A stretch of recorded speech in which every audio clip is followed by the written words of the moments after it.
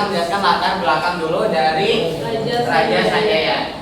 Jadi pertama aku pengen menjelaskan tentang Raja Sanjaya. Raja Sanjaya ini adalah anak dari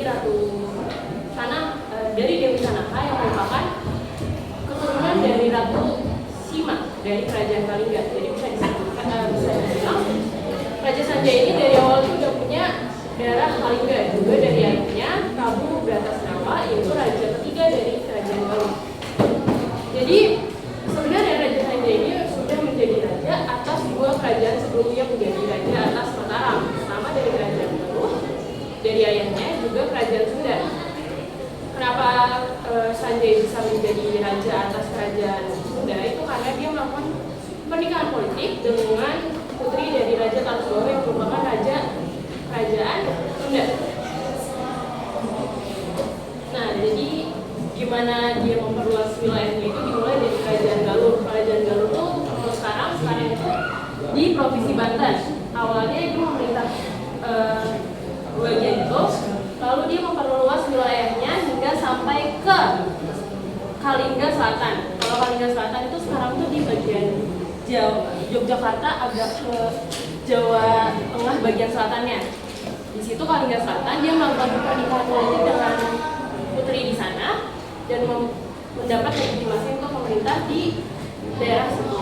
Setelah dia mendapat legitimasi untuk memerintah di bagian situ, dia mendirikanlah Kerajaan Mataram kuno di Jawa bagian selatannya. Terus berdiri Mataram kuno ini berdiri pada abad ke-8. Tapi untuk tahunnya itu masih belum pasti, karena ada yang menyebutkan bahwa Kerajaan Mataram kuno berdiri pada tahun 732 bertepatan dengan Raja Sanjaya memerintah di kerajaan tersebut. Tapi ada juga yang mengatakan bahwa kerajaan ini berdiri pada tahun 716 karena berdasarkan dengan kalender Sanjaya Wasa, yang mana tahun pertama di kalender tersebut mulai pada tahun 716. Untuk masa kejayaan Kerajaan Gondang itu di abad ke-8 hingga di bawah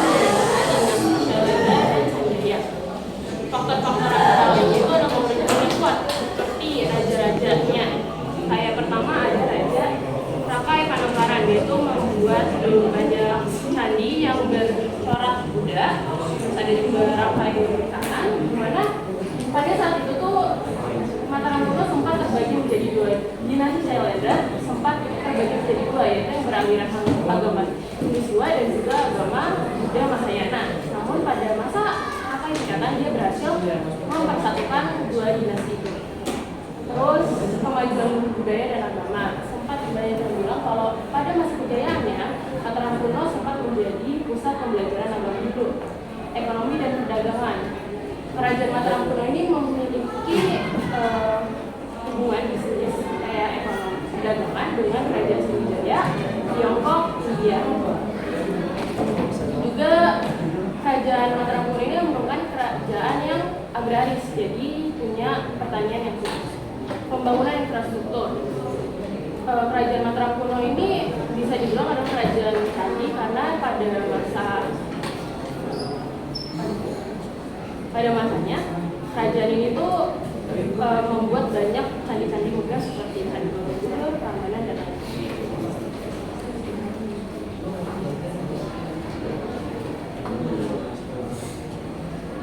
Oke, selanjutnya apa sih tentang raja-rajanya? Akan dijelaskan oleh Syekh Muhammad Danis.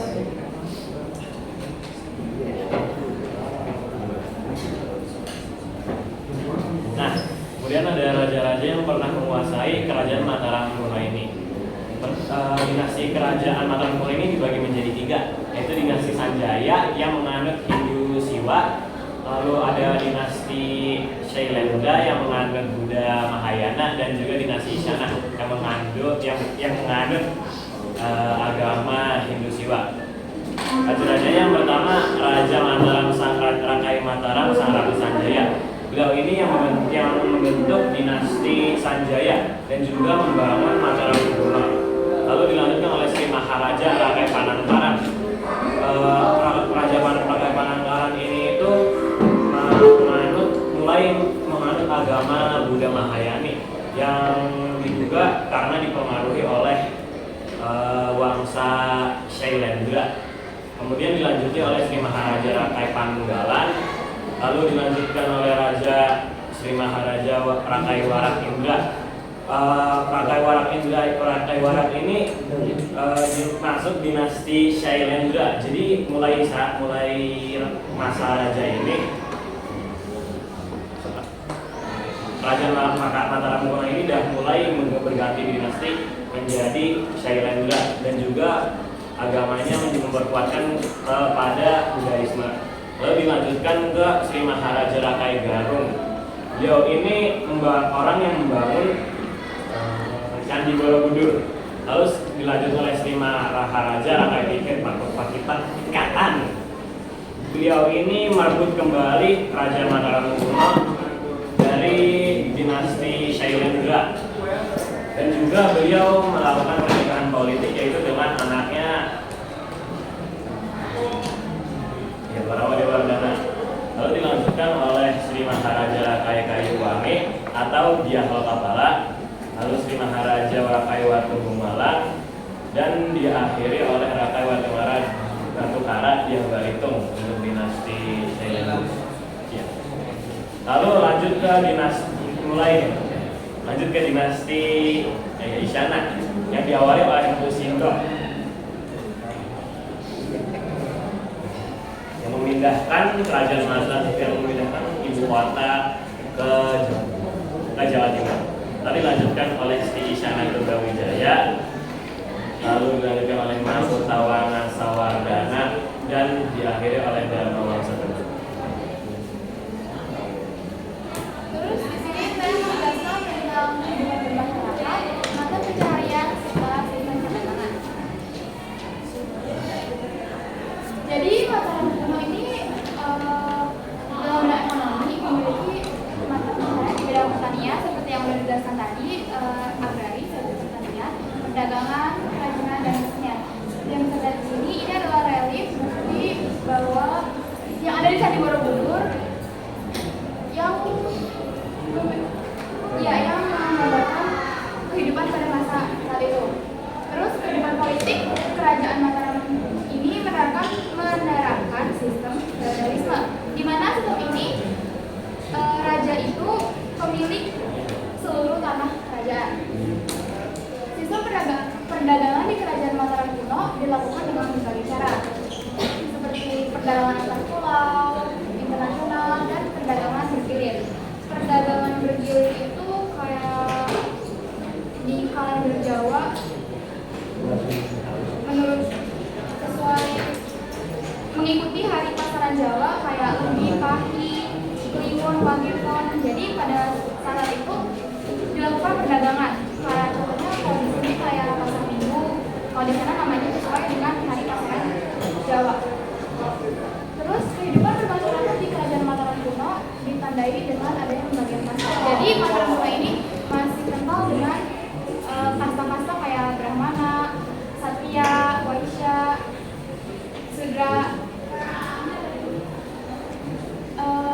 Pada zaman Mataram kuno ini juga udah menggunakan altukar. Uang mereka terbuat dari emas yang memiliki nilai berbeda-beda, dikenal dengan nama Swarna, Mangsa, dan Tripal. Pada zaman ini juga sudah mengenal sistem pajak. Jadi sebagian hasil tangkapan atau perbuatan mereka bisa dijual, sementara sisanya, sisanya di sini belum tahu pasti ya jumlahnya berapa banyak. Dan dari sisanya ini diberikan kepada penguasa sebagai persembahan. Pada masa Mataram kuno ini, seperti yang sudah dijelaskan sama Danis, di ibu kota yang suka berpindah-pindah. Awalnya tuh Sanjaya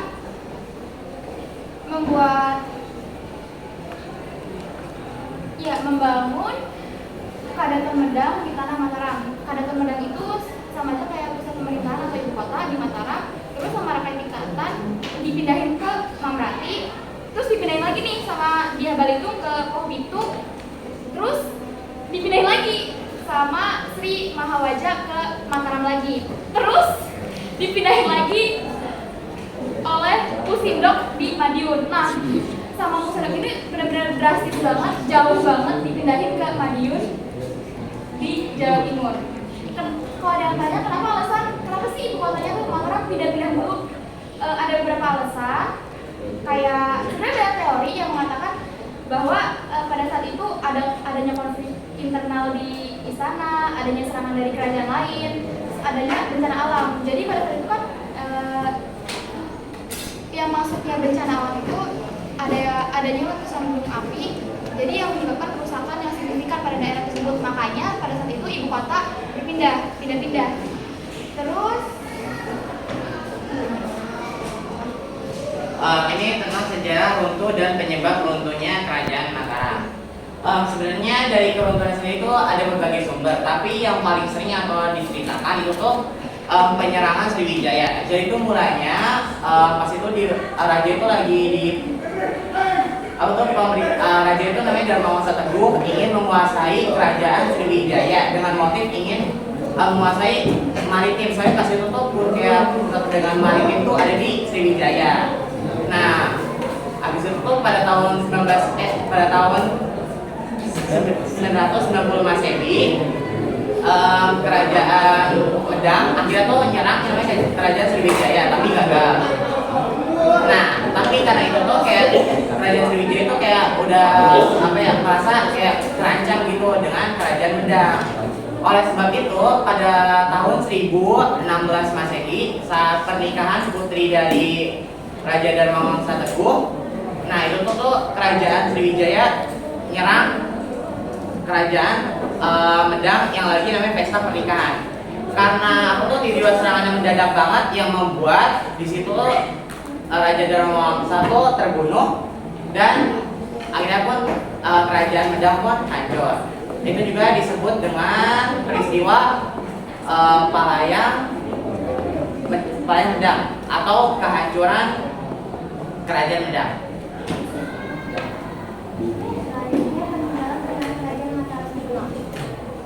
Yang pertama ada Candi Borobudur, yang kedua Candi Prambanan, yang ketiga Candi Sewu, yang keempat Candi Madiun, yang keempat Candi Kaun, dan prasasanya di Tegal dan prasasti Sojokerto.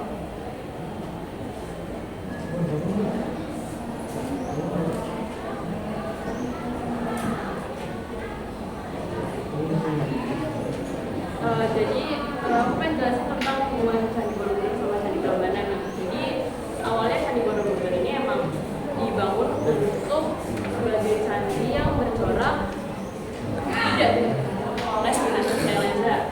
Ya, pembangunan itu selesai pada masa pemerintahan Raja Samaratuda. Namun setelah jadi Candi Borobudur itu menjadi kisah sejarah bagi umat agama yang memperkenalkan Buddha. Makanya lalu setelah berapa lama setelah jadi itu dinasti Sanjaya itu melihat kemegahan dari Candi Borobudur, dan dengan maksud untuk menyaingi kemegahannya, dinasti Sanjaya membangun Candi Prambanan. Itu makanya lokasi kedua candi ini tidak terlalu jauh, sekitar 17 km aja. Namun meskipun Candi Prambanan ini dimaksudkan untuk menyaingi kemegahan dari Candi Borobudur, namun nyatanya pada zaman itu masyarakatnya dari dinasti Syailendra sama Sanjaya, dari agama Hindu dan Buddha sangat toleran. Jadi ada yang bilang juga bahwa pembangunan Candi Prambanan ini juga dibantu oleh dinasti Syailendra.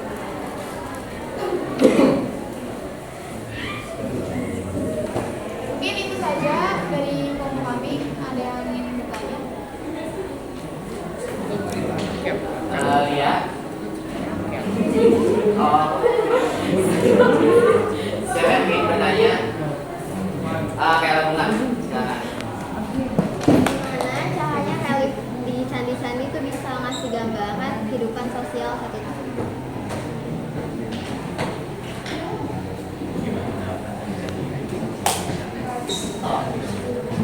Kehidupan sosial saat itu.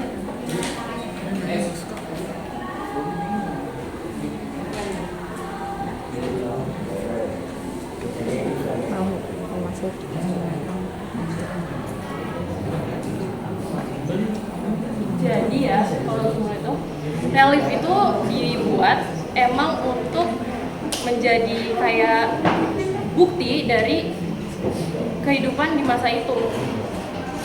Emang kalau sekarang tuh dianggap tuh relief itu emang bukti sejarah.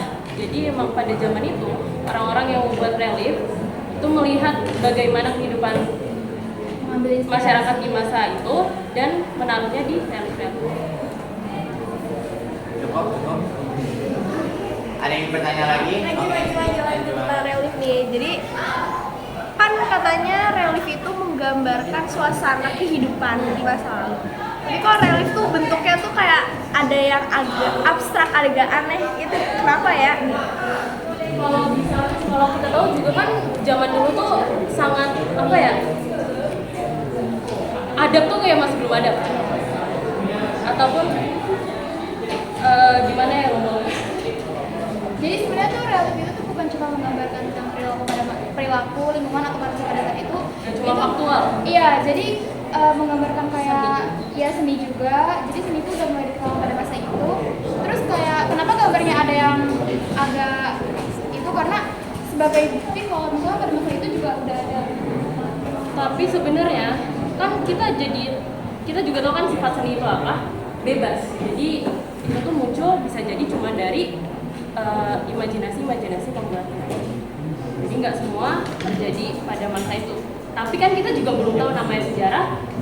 Belum ada yang tahu keaslian di zaman itu tuh ada sihir atau enggak, ataupun memang ada manusia yang seperti itu. Kan belum ada bukti yang jelas selain relief-relief. Iya. Apakah ada yang mau bertanya lagi? Oke, ya. Kan tadi dijelasin kalau misalkan kerajaan itu dibagi jadi 3 dinasti, Sailendra, Isyana, sama Sanjaya. Itu kenapa bisa kebagi jadi 3? Alasannya bisa jadi 3 dinasti. Jadi yang pertama, dinasti Sanjaya dibangun sama Sanjaya sendiri yang mengandung agama Hindu-Siwa. Lalu dinasti Syailendra. Dinasti Syailendra ini kayak dinasti yang udah ada. Terus dia akhirnya kayak masuk ke kerajaan itu dan akhirnya kayak menjadi, kalau dia menjadi pemerintah di situ berarti dinastinya atau agamanya berarti menjadi agama rakyat dong. Nah kalau habis itu kan dia tuh Syailendra tuh kan Buddha. Nah Isyana sendiri itu Siwa. Ada yang bilang kalau Isyana ini merupakan keturunan dari dinasti Sanjaya, tapi ada juga yang bilang kalau Isyana ini adalah dinasti Syailendra yang agamanya Hindu. Ada lagi? Ada lagi yang mau bertanya? Ada yang bertanya?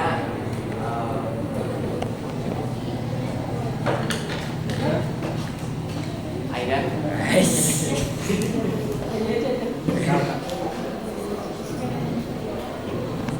Nilai tambahan kami.